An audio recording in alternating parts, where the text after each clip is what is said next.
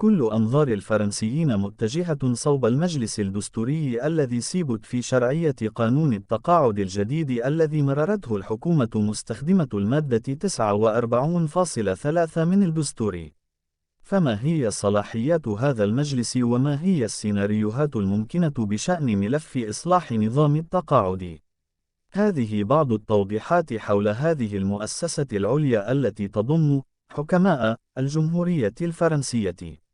أسبوع حاسم ينتظر حكومة إليزابيث بورن والنقابات العمالية الفرنسية اللتين طلبتا من المجلس الدستوري الفرنسي البت في شرعية قانون التقاعد الذي قامت الحكومة الفرنسية بتمريره في شهر مارس آذار 2023 باستخدام المادة 49.3 من الدستور، والتي تسمح للسلطة التنفيذية بتمرير بعض القوانين بدون مصادقة برلمانية.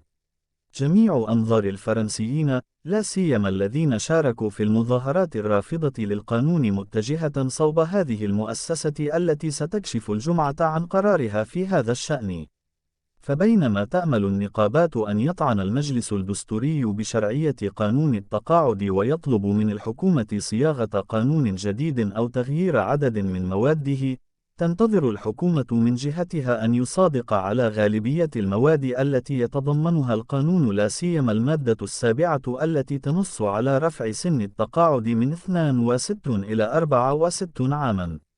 لكن بانتظار صدور قرار المجلس الدستوري المكون من 9 حكماء، إليكم بعض المعلومات عن هذه المؤسسة الفرنسية وحول تاريخها وصلاحياتها وأعضائها.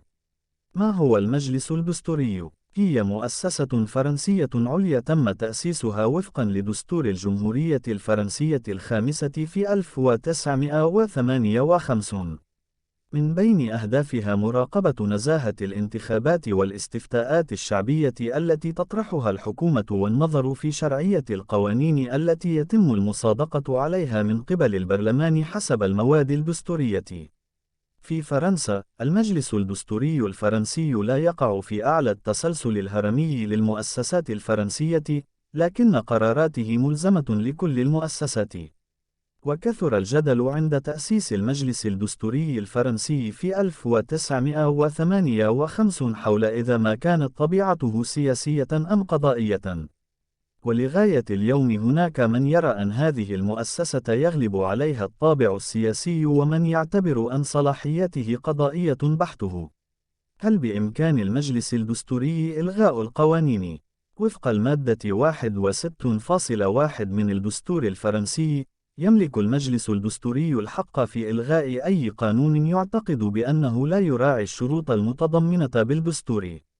كما باستطاعته أيضا إلغاء بعض المواد فقط التي يتضمنها القانون، ويطالب الحكومة بإعادة صياغتها من جديد بحيث تتماشى مع الدستور. يمكن لأي مواطن فرنسي أن يلجأ إلى المجلس الدستوري. ما هي القرارات التي يمكن أن يتخذها المجلس الدستوري بخصوص قانون التقاعد؟ يرى المتابعون للشؤون الفرنسية أن أمام المجلس الدستوري عدة فرضيات لحل أزمة قانون التقاعد التي ولدت أجواء مشحونة في فرنسا منذ بداية العام الحالي. القرار الأول هو أن يصادق بالكامل على القانون ويعتبره شرعيا ويتوافق مع المواد الدستورية. ففي هذه الحالة، ليس أمام النقابات والمتظاهرين خيارا آخر سوى القبول بقرار المجلس. الفرضية الثانية أن يوافق المجلس الدستوري على بعض المواد التي يتضمنها قانون التقاعد الجديد ويرفض أخرى. في هذه الحالة الحكومة مطالبة بإعادة صياغة المواد التي تم رفضها لينظر في شرعيتها من جديد. الفرضية الثالثة هو أن يرفض المجلس الدستوري قانون التقاعد الجديد جملة وتفصيلا. ففي هذه الحالة يتم إبطال القانون.